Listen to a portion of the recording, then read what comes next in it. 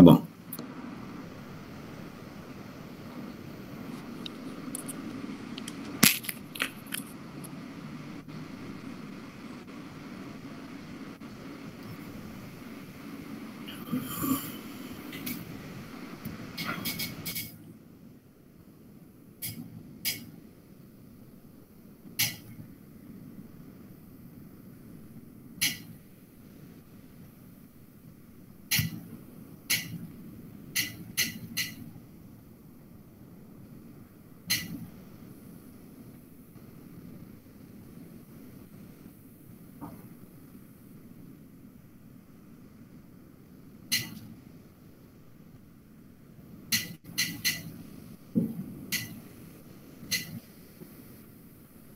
Tá aparecendo, gente?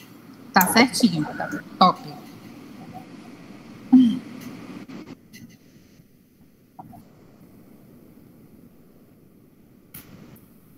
Tá aparecendo aí? Sim, professor. Tá.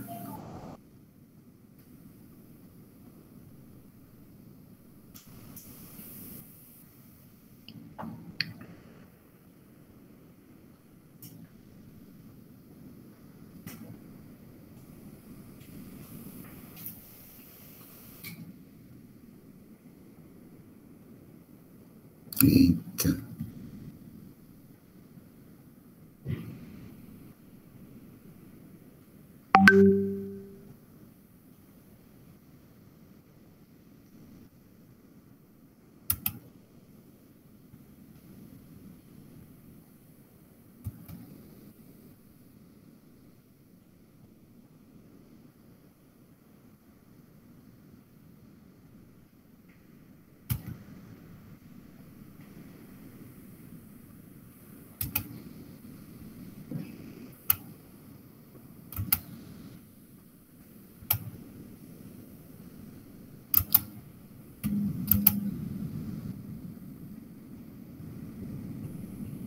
Tá aparecendo aí agora?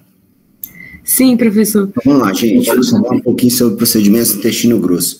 Eu achei que era isso, porque eu vi a Carol falando sobre divertículo de Meckel, então eu achei que não teria delgado. Então, a aula é bem extensa, mas vai ter que ser resumida, porque, afinal de contas, vocês estão com um tempo bem resumido e eu fiquei só com 45 minutos agora. Tem que tirar uns 30 coelhos de uma cartolinha bem pequena. Bom, a gente vai começar pelo início do intestino grosso, que é o seco, onde fica o apêndice, e falar um pouco sobre a apendicectomia, que é a retirada do apêndice. Como generalidades, a gente tem um procedimento cirúrgico mais frequente no mundo todo, né? É a cirurgia que mais se procede no mundo, em torno de, muitos anos atrás, em torno de 250 mil cirurgias dessa por ano nos Estados Unidos. Hoje eu acredito que seja bem mais. Indicações, eu acredito que seja muito mais. Indicações são processos inflamatórios, né, que ocorrem geralmente na luz intestinal, com a entrada das fezes no apêndice, que é um pedaço de intestino em fundo cego, que as fezes entram para dentro da luz do intestino e não retorna para o seco. Então, ela endurece, e naquela parte que ela endurece, a gente chama de fecalito. E o fecalito, ele acaba por obstruir a passagem do sangue para aquele segmento do apêndice, e ali ocorre uma inflamação e uma infecção, isquemia da parede do apêndice e ruptura. Então, o apêndice acaba por se romper e extravasar fezes para dentro da cavidade peritoneal, causando uma peritonite. Então, a gente tem nisso aí vários momentos, várias fases da apendicite, né? Que é a primeira fase, inflamatória, a segunda fase edematosa, a terceira fase de isquemia, com necrose parcial, e a última fase, a necrose total da parede, com ruptura e extravasamento do conteúdo fecal do apêndice para dentro da cavidade peritoneal. Mas nisso, o epíplon, O aumento maior tem essa capacidade de se deslocar como um avental de gordura, né, e imunológico para toda a área da cavidade peritoneal e envolver aquele órgão que está inflamado para evitar que ele derrame ou que ele deixe cair na cavidade e provoque uma infecção grave no paciente. Então, quando você vai operar um apêndice, geralmente você vai abrir a fossa ilíaca direita e encontrar o apêndice deslocado, o aumento maior deslocado para aquela área ali, tentando segurar, proteger, impedir que o apêndice rompa. Então, o Epiplon faz esse papel importante na defesa do paciente. E isso diferencia do adulto para a criança, porque no adulto o Epiplon, ou seja, o aumento maior, ele é bem extenso, ele é bem vasto, né? Ele consegue se deslocar, tracionar a sua porção proximal, onde ele está aderido na parede anterior do intestino grosso, do cólon transverso, e obstruir ou segurar, impedir o extravasamento da secreção. Agora, na criança, isso não é muito eficaz. A criança tem um momento maior, curto, pequeno, incapaz de conseguir conter essa infecção, essa inflamação do apêndice. Então, por isso que nas crianças a infecção ela se propaga com mais facilidade do que no adulto, porque o Epiplon o aumento maior não é tão eficiente assim. Então, com os processos e indicações da apendicectomia, são os processos inflamatórios, né? O tempo de doença, é importante saber o tempo de evolução que a criança ou o paciente está com a doença, né? Para a gente ter uma ideia de como é que esteja a fase de evolução do processo inflamatório do apêndice dentro da cavidade, né? O tempo de doença e o tempo de evolução. Então, conversar com o paciente, saber qual os sintomas que ele tem, e porque os sintomas mais frequentes são dor epigástrica inicialmente, chamada cronologia de Murphy, que é a dor epigástrica que migra depois de 12 a 24 horas para a fossa ilíaca direita, seguida de anorexia, falta de apetite, náuseas e vômitos, às vezes vômitos incoercíveis, o paciente fica com vômitos repetícios e incomodando bastante,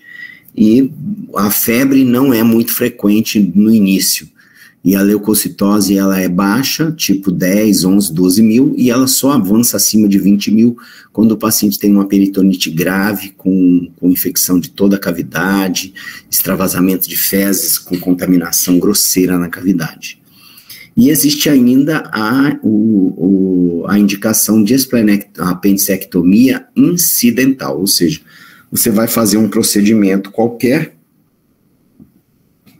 e, durante esse procedimento, você acaba por escolher fazer uma apendicectomia associada, porque você vê alguma alteração, alguma aderência, rotação do apêndice, ou acha que o apêndice não está em bom aspecto, e você pode ver que aquela cirurgia, aquele apêndice, se o apêndice complicar com esse paciente que já está sendo submetido a uma cirurgia grave, no futuro ele pode correr um risco de morte. Então você faz a apendicectomia incidental, que não é o objetivo inicial da cirurgia.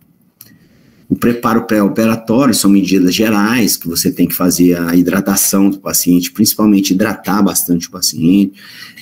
O paciente é necessário que ele fique em dieta pelo menos de 4 a 6 horas, mas se for infecção, tiver risco de vida ou infecção grave, você submete o paciente imediatamente à cirurgia. Mas você faz uns antibióticos de largo espectro, geralmente a gente usa uma cefalosporina de 3ª geração com um anaerobicida, aí, um quimioterápico antianaeróbio.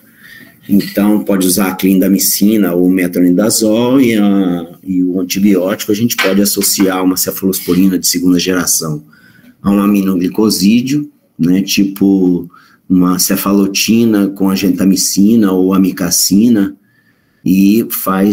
ou então faz uma cefalosporina de 3ª geração, a ceftriaxona. E aí você fazendo essas medidas gerais de hidratação, os cuidados todos, você já tem condições pré-existentes, condições boas de executar essa cirurgia e saber quais são as condições pré-existentes desses pacientes. Muitas vezes eles já têm cirurgias prévias, cirurgias complicadas, cirurgias neonatais, então você precisa saber se esse paciente tem incisões, foi submetido a cirurgias anteriores, se tem alguma doença pré-existente. Os antibióticos a gente faz sempre no pré-operatório, e o preparo propriamente dito, o preparo cirúrgico, asepsia, antisepsia. Bom, a técnica cirúrgica, a gente tem uma via de acesso, né, que é na fossa ilíaca direita, e via de acesso a gente vai considerar pela gravidade, se o paciente você tem dúvida diagnóstica se o paciente tem uma infecção generalizada na cavidade peritoneal, muitas vezes você vai optar por fazer uma laparotomia mediana, porque aí com a laparotomia mediana você vai conseguir alcançar toda a cavidade em todos os 4 quadrantes, inclusive na região esplênica, na região de baço, fígado, né, nos hipocôndrios, e você vai conseguir lavar e não deixar resíduos de infecção e pus nessas áreas. Então, aí você vai levar em consideração a via de acesso pela gravidade do paciente. Se ele tem uma dor localizada, pouco tempo de evolução e está bem localizada ali na fossa ilíaca direita, você pode fazer uma incisão local e tratar, assim, fazer essa cirurgia sem muito risco. Hoje em dia, a gente tem feito muito, praticamente no setor privado, a gente faz tudo por videolaparoscopia. Mas se professor, se o senhor encontra um apêndice roto com fezes dentro da cavidade, nenhum problema. A cavidade vai estar sendo toda vista, você pode jogar soro lá dentro, aspirar, lavar bem, visualizar todos os 4 quadrantes, lavar o fundo de saco, colocar uma gaze lá dentro, secar bem, tirar até fibrina que esteja aderida. Então isso aí já não é mais dificuldade na videolaparoscopia. E a via de incisão que mais a gente considera é aquela que o cirurgião está acostumado. Eu, por exemplo, não faço incisões, eu tento preservar de forma, assim, bastante radical e ortodoxa a forma de abrir a cavidade utilizando o envelope dos retos abdominais. Então, eu não gosto de incisar músculo reto abdominal, aponeurose anterior e posterior de reto, fazer incisões transretais, né? Eu não faço isso, eu faço em 99,9% das cirurgias de apêndice que eu tenho que fazer aberta, eu faço pela incisão de láparos, quer dizer, lateral. Eu uso os oblíquos e o transverso na parede lateral do abdômen e abro de forma estrelada, sem que haja corte ou ruptura muscular, só afastando as musculaturas. Então você vai abrindo todas as fibras e acaba chegando na cavidade, fazendo a apendicectomia sem complicações. Então, pesquisa de apêndice, a gente vai ver que a posição, ele tem várias posições. E para a gente poder encontrar o apêndice de forma bem rápida, você pinça o apêndice, o seco, coloca ele para fora e localiza a tênia anterior do seco. Então, se você seguir a tênia anterior do seco até a forma distal, você vai encontrar o apêndice. Então, ele tem várias posições, ele pode estar inferior, ele pode estar anteriorizado, ele pode estar retrocecal, por exemplo, por trás do apêndice, ele pode estar para a direita, para a esquerda, ele tem várias posições, mas a posição mais frequente é a posição que se apresenta aí nessa figura, né? E você consegue localizar também, na hora que você abre a cavidade ali, colocando o dedo dentro da cavidade e localizando o apêndice endurecido já, às vezes até com um fecalito dentro. Então é uma forma de você pesquisar e descobrir onde o apêndice está e colocar o dedo dentro da cavidade. Na técnica cirúrgica não existe muita, é uma técnica muito simples, né? que é a ligadura da artéria apendicular no mesoapêndice. Você pode fazer por ressecção do mesentério, com cauterização, ou pode passar um fio e ligar a artéria apendicular no mesoapêndice. Na videolaparoscopia, a gente faz uma ressecção ao longo do apêndice, a gente vai fazendo a cauterização do mesoapêndice envolvendo a artéria até a base do apêndice. Quando chega na base do apêndice, a gente faz a ligadura da base do apêndice e faz a apendicectomia em pinça. O tratamento do coto apendicular, quer dizer, o que ficou de resto? Existiu muita controvérsia quanto a isso, sabe? Mas hoje em dia, a videolaparoscopia veio, assim, ajudar a gente de uma forma muito ampla em não se incomodar com o coto livre, ou seja, deixar o coto ali. Eu ligo, por exemplo, na videolaparoscopia, ou tanto na cirurgia aberta ou na vídeo, eu faço a ligadura da base do apêndice e o coto fica exposto. Eu não invagino, não faço invaginação em bolsa de tabaco ou em Z do coto apendicular para dentro do seco, não faço isso.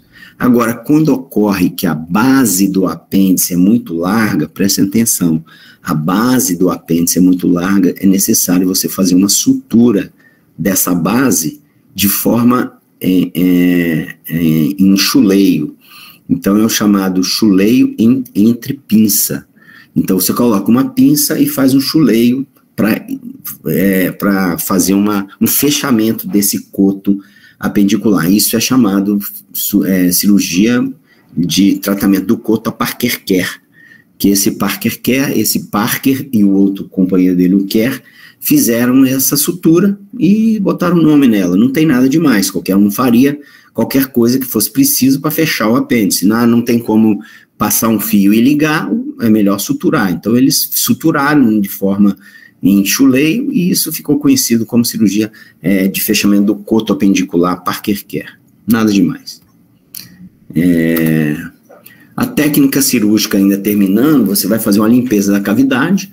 Se está localizado, eu costumo aspirar o local, lavar o local com soro, e muitas vezes, às vezes nem tem secreção, eu só passo uma gasa, seco, vou até o fundo de saco, localizo se tem alguma secreção no fundo do saco, na cirurgia fechada, na videolaparoscopia não, na videolaparoscopia você consegue colocar o laparoscópio em todos os lugares, vai olhar lá no fundo de saco, reto secal, né, anterior à bexiga, você vai ver tudo, posterior à bexiga, né, posterior à bexiga ou anterior ao útero, você vai ver o fundo de saco de Douglas, pode pesquisar rodando o laparoscópio até a loja esplênica, região de fígado, se tiver alguma secreção você consegue aspirar, lavar, e aí você consegue fazer uma limpeza muito mais apurada na videolaparoscopia do que na cirurgia aberta, porque a incisão é muito pequenininha, você não consegue chegar até lá. A drenagem, a gente drena o abscesso periapendicular, um coto duvidoso, que você ficou com o coto, não sabe que às vezes a necrose pode atingir a base do apêndice e a parede secal, aí você vai dar ponto no seco. E quando você dá ponto no seco, aquele ponto pode romper, porque o seco está contaminado, tem muita bactéria, aí você fica na dúvida, poxa, será que isso aqui pode provocar uma deiscência da sutura desse coto aqui, desse seco necrosado que eu suturei? Eu coloco um dreno de Penrose lá e deixo ele como um dreno sentinela, vigilante, saber se vai fistulizar alguma coisa ou não. Mas, geralmente, como eu disse aqui, mais de 99% das vezes a gente já não drena mais a cavidade. A gente lava muito, lava, e depois fecha a cavidade sem dreno. Então, em alguns casos específicos, sim, a gente pode colocar um dreno. Síntese da parede e curativo. Síntese da parede, você vai suturar o peritônio, eu continuo suturando o peritônio até hoje, porque eu acho que o peritônio é importante ser suturado, porque o epíplon não entra pela incisão e fica colado ao músculo, então eu fecho o peritônio sim, tem muito cirurgião hoje que não fecha, né? Na cirurgia aberta, na cirurgia videolaparoscópica a gente não precisa fazer isso, até porque a incisão, quando você fecha a incisão de cima, o peritônio fecha embaixo, mas na cirurgia aberta, eu fecho o peritônio sim. E depois eu suturo as aponeuroses, não suturo o músculo, e acho também conveniente que não se suture músculo, porque a inervação muscular fica presa entre os fios e causa muita dor. Então, no fim, a sutura da pele e curativos simples. Complicações da ferida operatória é o que mais acontece toda vez que vocês virem um paciente com pós-operatório de apendicite, o que mais pode ocorrer é infecção de ferida operatória. Porque na hora que você passa o apêndice por ali, essa passagem do apêndice pela incisão, ela acaba passando e contaminando a cavidade ali, a ferida operatória. Então, o pós-operatório pode ocorrer essa infecção de ferida operatória, sim, em 18%. Agora, nos abscessos intracavitários, não significa, olha só, é importante que isso aí, o mais importante são infecções da ferida operatória, isso é o mais comum. Agora, quando ocorrem abscessos intracavitários, que são muito pequenos, eu não tenho exatamente qual é a estatística que ocorre abscessos intracavitários, mas na grande maioria desses que ocorrem abscessos intracavitários, 20% são perfurados, ou seja, são cirurgias que o apêndice rompeu e extravasou fezes para dentro da cavidade, aí pode ocorrer os abscessos intracavitários, mas são bem raros também, não chega nem a 1%, ou 1 ou 2% talvez. Então, deiscência do coto apendicular ocorre quando você tem necrose na base do apêndice, mas quando isso não ocorre, é muito difícil ocorrer deiscência do coto apendicular. E peritonite pode ocorrer sim, porque o paciente tem uma contaminação prévia da cavidade pelo apendicite, com ruptura do apêndice, né? E esse paciente pode apresentar peritonite. Aí ele tem que ser tratado com antibióticos e acompanhamento hospitalar. Bom, agora as colectomias. Então, por definição, é a retirada de um segmentar, né? Pode ser um segmento parcial, subtotal ou até total do cólon da cavidade abdominal. Então, do aparelho digestivo. Então, você pode fazer uma ressecção abdômen perineal, ou seja, retirar até o ânus do paciente. Então, você retira o ânus e vem com tudo para fora, até o seco. Então, você faz uma ressecção, a colectomia total com ressecção abdômen perineal, ou seja, tirou tudo, do ânus, tirou da borda anal, ou seja, todo o intestino grosso é retirado e o paciente só fica com ilho. Ah, professor, mas como é que pode o paciente ficar só com ilho? Ele vai ficar ou com uma ileostomia ou uma bolsa ileal anastomosada no esfíncter anal. Então, se você preserva o ânus do paciente, se não, o paciente vai ficar com uma ileostomia por resto da vida. Algumas doenças do intestino grosso que são causadoras de câncer, com disseminação de pólipos em todo o cólon, às vezes é necessário você fazer a ressecção desse cólon inteiro. Então, se me perguntarem, eu tive 2 casos, um deles a gente optou por esclarecer para o paciente que era necessário porque o pai já tinha falecido, o irmão já estava com câncer e ele e a irmã também tinham a mesma doença do pai e do irmão. Então, olha, eu falei, vocês vão adoecer da mesma doença que matou o pai e que adoeceu o irmão, porque é questão de tempo. E ele optou por fazer uma colectomia total. Então, a gente fez uma ressecção da parte baixa do reto até o ilho, até a região do ilho distal. Então, foi uma ressecção total, né?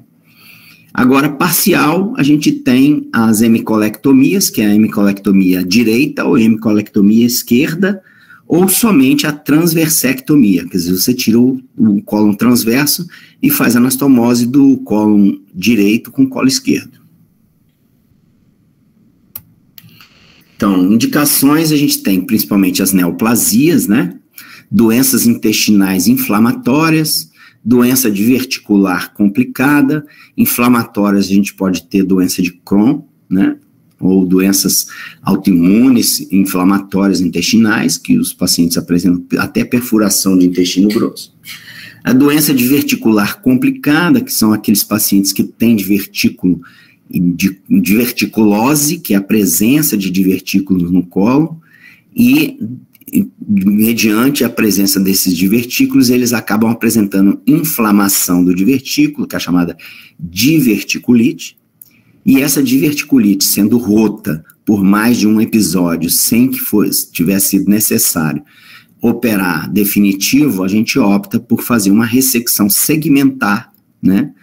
Uma ressecção segmentar dessa área em que tem esses divertículos, para que ele não seja submetido a uma cirurgia de emergência, que é a cirurgia de Hartmann. Vou mostrar à frente para vocês.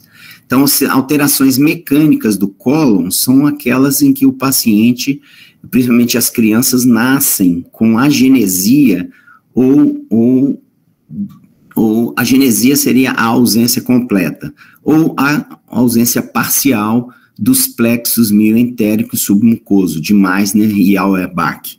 Então, esses dois plexos nervosos do intestino grosso, quando ausentes, provocam uma dilatação do colo, principalmente do colo descendente, sigmoide e reto, e as fezes ficam acumuladas durante muitos dias naquela região, e o paciente pode apresentar, se for muito pequena, ele pode fazer uma enterocolite grave, fazer uma infecção grave, sepsis, ou então o paciente fica cronicamente obstipado até que ele é submetido, a um determinado momento da infância, a uma ressecção e o rebaixamento do intestino até o reto distal. Então, ali ele vai ter áreas áreas boas de nervos, né, desses plexos nervosos do intestino, que fazem a contração do intestino, e ele consegue evacuar.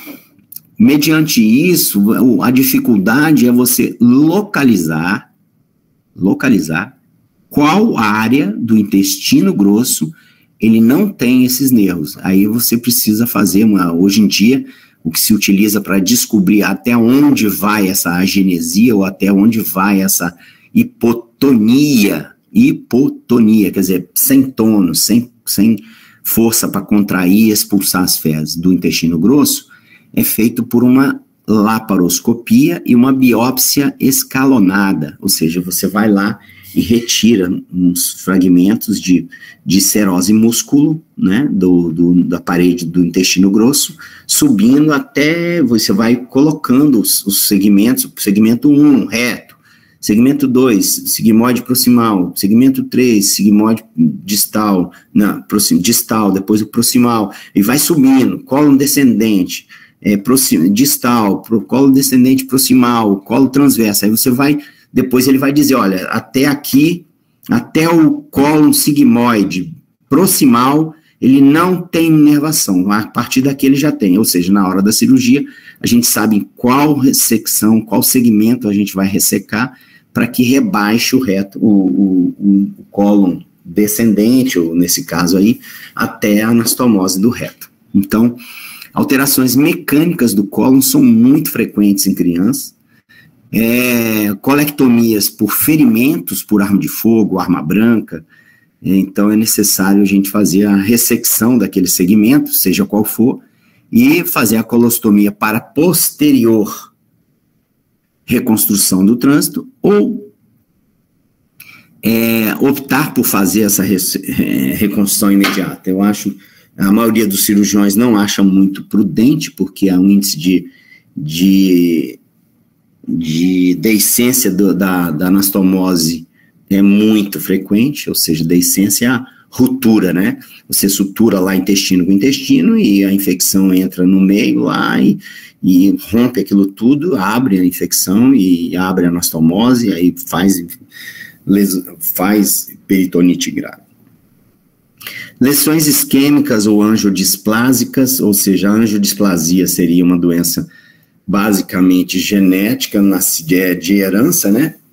Agora, a isquêmica seria por torção, por exemplo, Vôvulo de sigmoide. O sigmoide, ele tem uma alça que ela é solta, né? Não, como o resto do colo todo tem a sua parte presa no retroperitônio, o sigmoide não tem, é uma curva que ela desloca para a direita e depois volta e desce no reto. Então, essa volta que ela faz para a direita, se o paciente tiver um sigmoide redundante, o que é isso? Muito grande, um sigmoide em alça muito comprida, essa alça pode torcer no eixo e ela isquemiar e necrosar. Então, é chamado vôvulo de sigmoide. É possível ter vôvulo de outros segmentos do intestino em pacientes que tenham fixação do intestino de forma correta no retroperitônio, é só o sigmoide que torce. Mas é possível quando o paciente tem a chamada má rotação intestinal. É um defeito de nascença, de geração, né? Ele nasce assim, e aí ele tem, por exemplo, uma má fixação do seco, aí o seco pode rodar. Ele pode rodar e isquemiar o seco e o ilho distal. Então, essas lesões isquêmicas são necessárias você ressecar e fazer anastomose ou colostomia e posterior reconstrução. Hemorragia digestiva baixa, quando você tem, por exemplo, um hemangioma intestinal, dentro do intestino grosso, e aí ele começa a sangrar, como ocorre no divertículo de Meckel, que a Carol mostrou para vocês. Se tiver uma lesão dentro do divertículo de Meckel, por exemplo, um tecido ectópico gástrico ou pancreático produtor de ácido clorídrico ou de suco pancreático muito alcalino, pode acabar rompendo, isquemiando e rompendo a alça, e aí o paciente apresenta um sangramento dentro da luz intestinal. Assim também ocorre no intestino grosso. O preparo pré-operatório, como medidas gerais, a gente tem que fazer o cuidado, né, antibiótico, preparo do intestino para que você não haja contaminação, não haja muita população bacteriana, a viremia, quer dizer, a capacidade de infecção que o vírus, as bactérias têm dentro da luz intestinal não provoque uma ruptura da sutura da anastomose. Então, essa lavagem intestinal, a dieta líquida sem resíduo, o antibiótico administrado, a hidratação do paciente, medicamentos usados para condições pré-existentes do paciente, são tudo levados em consideração para diminuir a população bacteriana e a cirurgia ter um bom sucesso. Então, como técnica cirúrgica, a gente tem duas formas de operar. Então, a primeira delas é o câncer, em que você tem cuidados, principalmente à medida para impedir a difusão de células metastáticas para regional ou à distância. A gente tem que fazer principalmente a ligadura junto à origem, né? Por exemplo, numa colectomia esquerda, a gente vai fazer a ligadura da artéria mesentérica inferior lá junto à aorta, como vocês estão vendo aí. Então, a ligadura é feita lá embaixo, bem próximo, porque toda a área do mesentério vai sair com os linfonodos que eventualmente possam estar acometidos pela doença maligna. E isso você já está curando o doente quando você resseca toda essa área. Então, você está tirando a doença local do tumor e do N, dos linfonodos, né, da classificação TNM. T, tumor, N, linfonodos, M, metástase. Metástase você vai ter que procurar, saber na hora que está com a cavidade aberta. Ou com a videolaparoscopia, você vai lá no fígado, veja se não tem implante de células com metástases na parede do fígado, né, no caso do câncer de colo, que ocorre muito frequente, é o primeiro local em que há disseminação de células metastáticas do colo, elas vão para o fígado. Então, a ressecção tem que ser em bloco, as estruturas vasculares e linfáticas têm que ser retiradas, e a gente faz a ligadura junto às origens do vaso, oclusão proximal distal do segmento, e evita ficar pegando, tocando, apertando o tumor. Então, eu já tive aluno que foi operar comigo e foi lá, deixa eu ver aqui, apertando o tumor. Não, você aperta o tumor, você dissemina mais um. Então, não é saudável ficar apertando o tumor. Então, a gente evita ficar pegando no tumor. Nas doenças de Crohn ou trauma, as cirurgias são mais econômicas, ou seja, a gente faz uma ressecção mais próximo à borda do intestino e não faz uma ressecção mais ampla, com ressecção ampla de mesocólon, e sim mais próximos do intestino.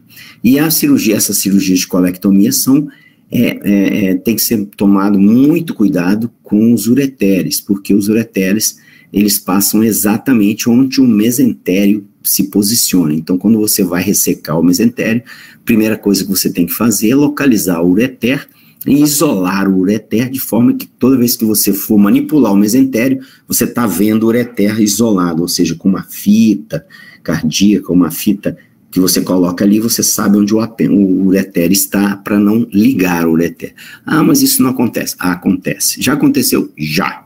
Só não acontece com quem não opera. Até porque, quando o tumor é muito grande, o tumor às vezes está aderido ao mesentério, né? O mesentério é acometido e ele acaba aderindo ao ureter. Quando você traciona o mesentério, o ureter vem junto. E você vai ressecando o mesentério, acaba ressecando o ureter junto. Então, para as colectomias, resumindo aqui nessa folha, fica muito bem feito dessa forma. A via de acesso para a colectomia direita, hoje em dia está mudado um pouco, a gente usa tudo laparotomia mediana ou videolaparoscopia. Os vasos para a colectomia direita, a gente vai ligar a iliocólica e a cólica direita, né? Para a transversectomia, a gente vai ligar os vasos marginais, ou seja, bem rente ao colo transverso, e na colectomia esquerda a gente vai fazer uma ligadura da mesentérica inferior. Gente, nunca escrevam em qualquer tipo de prova que vocês vão ligar a mesentérica superior, tá? A artéria mesentérica superior, ela é a artéria que nutre quase todo o intestino delgado, quase todo o intestino delgado, e um segmento até o colo, metade do colo transverso. Ou seja, ninguém vai ligar nunca o mesentérica superior, tá bom? Então, esse é um erro grosseiro. Nunca escrevam que vocês vão ligar mesentérica superior. Dê só um ok para ver se eu saber se vocês estão aí. Ótimo. Ok. Ótimo. Então, complicações, a gente já falou de algumas coisas atrás, mas as complicações mais comuns são a ruptura ou a deiscência de sutura da anastomose, com extravasamento de fezes para a cavidade, peritonite, abertura da incisão da parede abdominal, infecção de parede abdominal, evisceração parcial, evisceração total. Então, o paciente que tem uma colectomia com complicações, a gente tem um problema muito intenso. Então, por essa razão, muitas vezes a gente opta por não fazer anastomose primária, e sim uma ressecção do segmento e a colostomia proximal com o fechamento do coto distal, no caso do colo esquerdo. Bom, nas colostomias, a gente tem como objetivo desvio de trânsito e o preparo pré-operatório. Qual é? O objetivo é desviar o trânsito do local onde você não quer que as fezes passem. Então, se você tem, preste atenção agora, se você tem uma lesão extensa no seco e você precisa suturar esse seco para que não as fezes ou o intestino, o trânsito intestinal se faça no seco, é necessário que a gente faça o desvio antes. O que faria? Ileostomia. Agora a lesão é no colo, no ângulo hepático. O cara tomou uma facada no ângulo hepático e você tem uma lesão no ângulo hepático que você precisa suturar o colo no ângulo hepático. Onde vai ser a colostomia? No colo ascendente ou no seco. Você vai fazer uma secostomia, solta o seco do reto peritônio e exterioriza o seco. Ou então faz uma colostomia do colo ascendente. Agora, a lesão é no ângulo esplênico, né, do outro lado do colo, lá do outro lado, do lado esquerdo já, onde você faz a colostomia? Antes desse local, para desviar o trânsito, vai fazer no colo transverso. Se a lesão é no colo descendente, você vai fazer ou no colo transverso ou no ângulo hepático.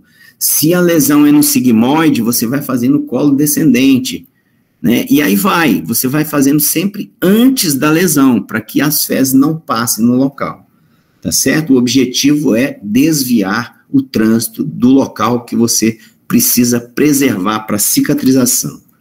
Então, a gente tem colostomias em alça, em que você exterioriza o colo e faz uma abertura no colo e exterioriza essa abertura para a parede abdominal, é a chamada colostomia em alça, né? E nós temos a terminal, em que você exterioriza, faz a colostomia proximal do cólon descendente, e a parte distal você sutura, porque ela já está muito próxima do ânus, do reto do ânus, então tudo que for produzido de muco ali, ele sai pelo ânus, né? Então você não precisa exteriorizar essa parte também. Então a colostomia terminal tipo Hartmann, ela é feita à esquerda.